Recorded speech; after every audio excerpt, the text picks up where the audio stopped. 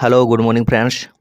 स्वागत है आप सभी का आपके अपने यूट्यूब चैनल पर। मेरा नाम है रवि और आज हम बात करने वाले हैं सीटेट में हार्वर्ड गार्डनर से संबंधित जितने भी क्वेश्चन अब तक बन चुके हैं उनके बारे में, और न्यू एजुकेशन पॉलिसी जो आपकी है एनईपी उससे संबंधित जितने भी क्वेश्चन अभी तक पूछे गए हैं, तो इन दोनों टॉपिक से संबंधित आज हम बात करने वाले हैं। तो वीडियो को शुरू करने से पहले आपको करना है काम, वो काम ये है कि एक बार सभी लोग सेशन को शेयर कर दीजिए और जितने लोग चैनल पर नए जुड़ रहे हैं सभी लोग चैनल को सब्सक्राइब कर लीजिए और वीडियो को लाइक कर लीजिए। फिर शुरू करते हैं अपनी आज की क्लास। उम्मीद है आप सभी लोग बहुत ही बेहतर होंगे और अपनी तैयारी को भी बहुत अच्छी तरीके से कर रहे होंगे। तो चलिए देखते हैं क्लास। हार्वर्ड गार्डनर से संबंधित क्वेश्चन पूछा गया था आपके एग्जाम में, सारे के सारे क्वेश्चन वही हैं जो पूछे गए हैं अब तक। एक क्वेश्चन पूछा गया था, एक शिक्षिका अपने शिक्षार्थियों की विभिन्न अधिगम शैलियों को संतुष्ट करने के लिए वैविध्यपूर्ण कार्यों का उपयोग करती है डॉट डॉट से प्रभावित है। तो काफ़ी अच्छा क्वेश्चन बना था कि कोई शिक्षिका है वो अपने शिक्षार्थियों की विभिन्न अधिगम शैलियों को संतुष्ट करने के लिए अलग अलग तरीक़ों से कार्य करने का उपयोग करती है, तो वह किससे प्रभावित है। तो इसका जो आंसर था वो था ऑप्शन नंबर बी, गार्डनर के बहुबुद्धि सिद्धांत, यानी ऑप्शन नंबर 20 का सही आंसर था। हार्वर्ड गार्डनर के बहुबुद्धि सिद्धांत से वो प्रभावित है। किससे?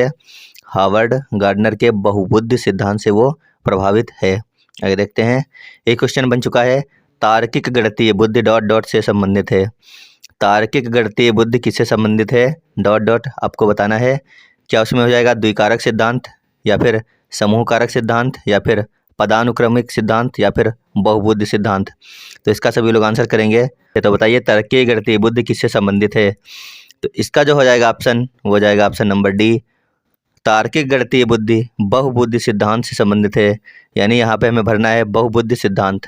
आप लोग सारे के सारे क्वेश्चन आए हुए हैं एग्जाम में अब तक जो पूछे गए हैं, जितनी भी शिफ्टें हुई हैं।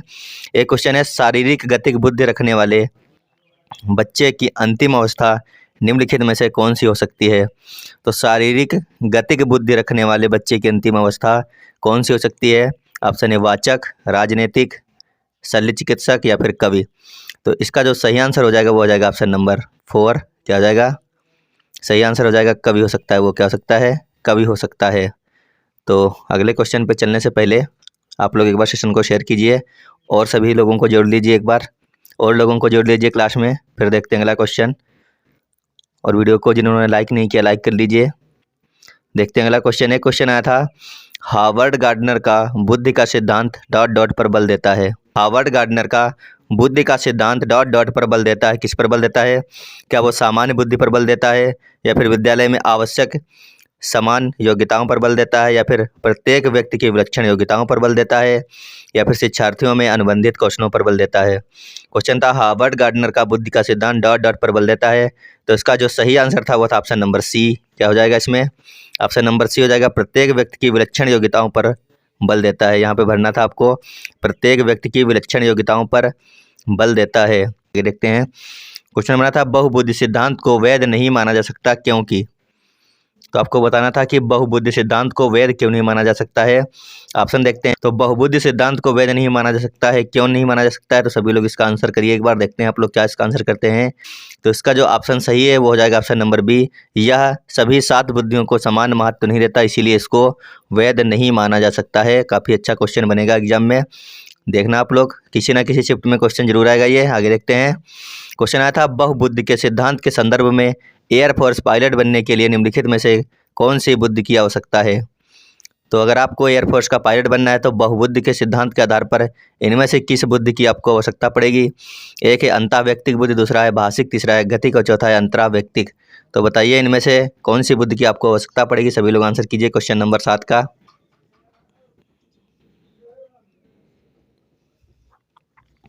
तो इसका हो जाएगा ऑप्शन नंबर सी। अगर आपको पायलट एयरफोर्स का पायलट बनना है तो आपको गतिक, क्या हो जाएगा इसमें, गतिक बुद्धि की आवश्यकता पड़ेगी। ऑप्शन नंबर सी इसका सही आंसर हो जाएगा। एक क्वेश्चन आया था, कक्षा अध्यापक ने राघव को अपनी कक्षा में अपने अपने कीबोर्ड पर स्वयं द्वारा तैयार किया गया मधुर संगीत बजाते हुए देखा। कक्षा अध्यापक ने विचार किया कि राघव में डॉट डॉट बुद्धि उच्च स्तरीय है। तो बड़ा अच्छा क्वेश्चन है कि कक्षा अध्यापक ने राघव को अपनी कक्षा में अपने कीबोर्ड पर स्वयं के द्वारा तैयार किया गया मधुर संगीत बजाते देखा। तो कक्षा अध्यापक ने विचार किया कि राघव डॉट डॉट की बुद्धि उच्च स्तरीय है। तो क्या हो जाएगा, स्थानिक, शारीरिक, गतिबौद्धिक, या फिर संगीतमय, या फिर भाषाई। तो इसका जो सही आंसर हो जाएगा वो हो जाएगा ऑप्शन नंबर सी। क्या हो जाएगा, संगीतमय इसमें हो जाएगा, संगीतमय बुद्धि कैसी है, उसके अंदर उच्च स्तरीय है कि उसने अपना स्वयं का गाना लिखा और उसको गा रहा है। आगे देखते हैं। एक क्वेश्चन था, निम्नलिखित में से कौन सा एक उदाहरण भाषिक बुद्धि वाले बच्चे को दर्शाता है। तो इनमें से ऐसा कौन सा उदाहरण है जो भाषिक बुद्धि वाले बच्चे को दर्शाता है। बड़ा ही अच्छा क्वेश्चन था ये।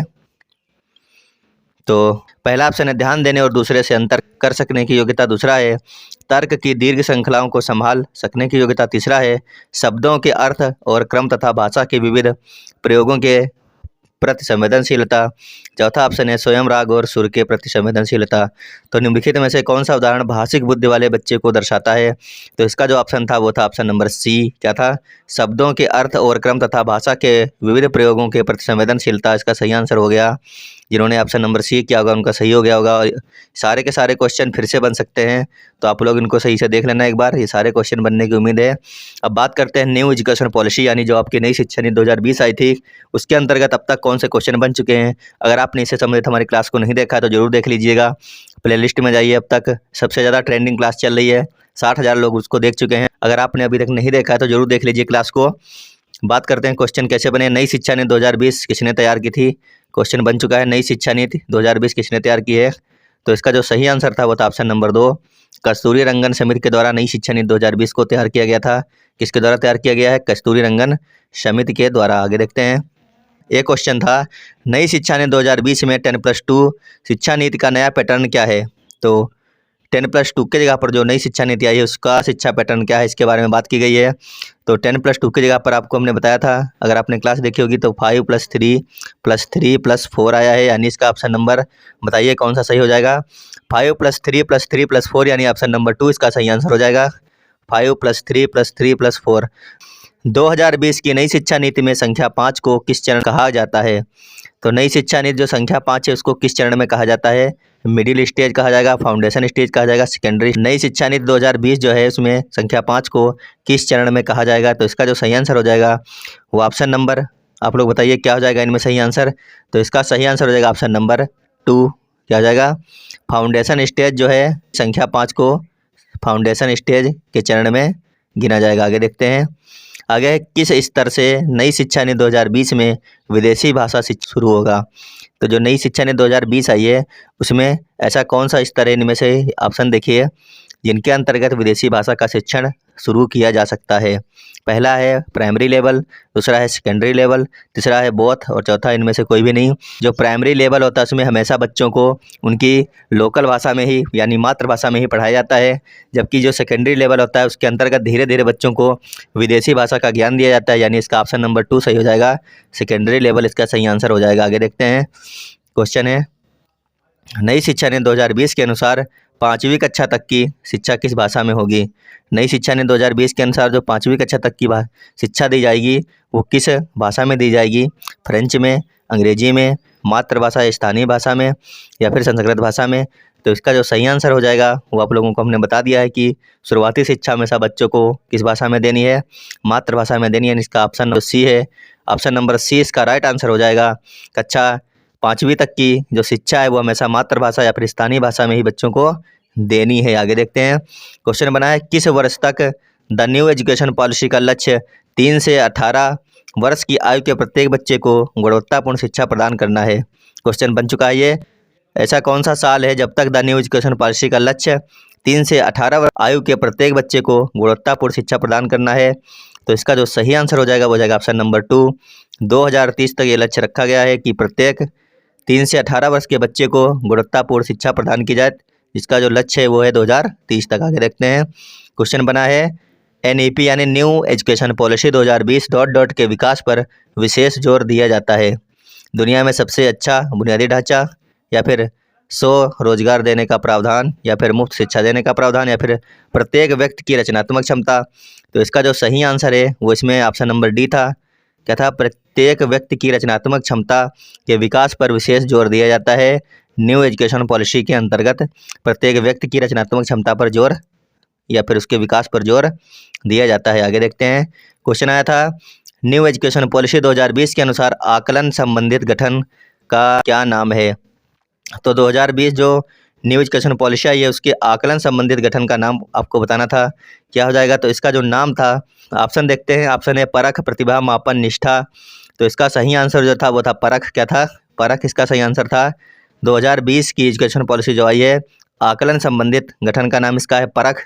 तो परख का जो फुल फॉर्म होता है, इसका फुल फॉर्म होता है performance assessment review analysis of knowledge for holistic development. अब देखते हैं अगला क्वेश्चन, बहुत अच्छा इस पे बहुत अच्छा क्वेश्चन बन सकता है इसके फुल फॉर्म के बारे में। आगे है, न्यू एजुकेशन पॉलिसी 2020 के अनुसार अनुभविक ज्ञान को बढ़ावा देने की अनुशंसा की गई, जिसके लिए शिक्षक को क्या नहीं करना चाहिए। आपको बताना है कि 2020 जो नई शिक्षा नीति 2020 के अनुसार अनुभविक ज्ञान को बढ़ावा देने की अनुशंसा की गई, जिसके लिए शिक्षक को क्या नहीं करना चाहिए। क्या नहीं करना चाहिए यानी कि निगेटिव आंसर देना है आपको। पहला है पार्श्व चिंतन को बढ़ावा मिलना चाहिए। दूसरा है वैकल्पिक अवधारणाओं को सम्मान करते हुए उन्हें उसी रूप में स्वीकृत किया जाए। तीसरा है ज्ञान की संरचना में छात्र की सक्रियता को महत्व दें। और चौथा ऑप्शन है इसमें ज्ञान के निर्माण को बच्चों की विकासात्मक अवस्थाओं के अनुरूप रखा जाए। तो सारे के सारे क्वेश्चन बहुत ही अच्छे बने हैं जितने भी आए हैं न्यू एजुकेशन पॉलिसी से संबंधित। तो इसका जो सही आंसर है वो है पार्श्व चिंतन को बढ़ावा मिलना चाहिए। इसका ये सही आंसर हो जाएगा। एक शिक्षक को जो है वो पार्श्व चिंतन का बढ़ावा मिलना चाहिए। तो इसका यह सही आंसर हो जाएगा कि नई शिक्षा नीति के अनुसार अनुभविक ज्ञान को बढ़ावा देने की अनुशंसा के अगर की गई है तो इसके लिए शिक्षक को क्या नहीं करना चाहिए, पार्श्व चिंतन को बढ़ावा नहीं मिलना चाहिए। आगे देखते हैं, एक क्वेश्चन है न्यू एजुकेशन पॉलिसी में किन बदलावों को महत्वपूर्ण माना गया है। तो काफ़ी अच्छा ये क्वेश्चन है और फिर से देखने को मिल सकता है। नई शिक्षा नीति 2020 में किन बदलावों को महत्वपूर्ण माना गया है, क्वेश्चन बन चुका है आपके एग्जाम में। ऑप्शन देख लेते हैं। पहला ऑप्शन है प्री स्कूल शिक्षा को अनौपचारिक शिक्षा के अंतर्गत लाया गया है। दूसरा है सेकेंडरी स्टेज पर बहुअनुशंसिक प्रणाली को लाया गया है। तीसरा है त्रिभाषी सूत्र को कक्षा 5 तक प्रस्तावित किया गया है। चौथा ऑप्शन है उपरोक्त सभी। तो क्वेश्चन नंबर 10 का जो ऑप्शन है वो है option number B, secondary stage पर बहुअनुशंसिक प्रणाली को लाया गया है। ऑप्शन नंबर 20 का सही आंसर हो जाएगा। न्यू एजुकेशन पॉलिसी 2020 में जिन बदलावों को महत्वपूर्ण माना गया है वो है सेकेंडरी स्टेज पर बहुअनुशंसिक प्रणाली को लाया जाना। ऑप्शन नंबर 20 का सही आंसर है। एक क्वेश्चन बना है। तो साथियों ये थी हमारी आज की क्लास। अगर क्लास आपको अच्छी लगी हो, इसमें हमने बात की है जितने भी क्वेश्चन अब तक आपके बन चुके हैं, तो आपको अंदाज़ा लग गया होगा कि कहाँ कहाँ से क्वेश्चन पूछे गए हैं नई शिक्षा नीति के और हार्वर्ड गार्डनर से संबंधित। तो आप लोग कमेंट बॉक्स में बताना कि आज की हमारी क्लास आपको कैसी लगी है। अगर क्लास अच्छी लगी हो तो एक बार सभी लोग वीडियो को लाइक कर लेना, और जितने भी लोग चैनल पर नए जुड़ रहे हैं सीटेट या फिर अन्य टीचर की तैयारी के लिए चैनल को सब्सक्राइब कर लीजिएगा। वीडियो देखने के लिए धन्यवाद। Bye bye.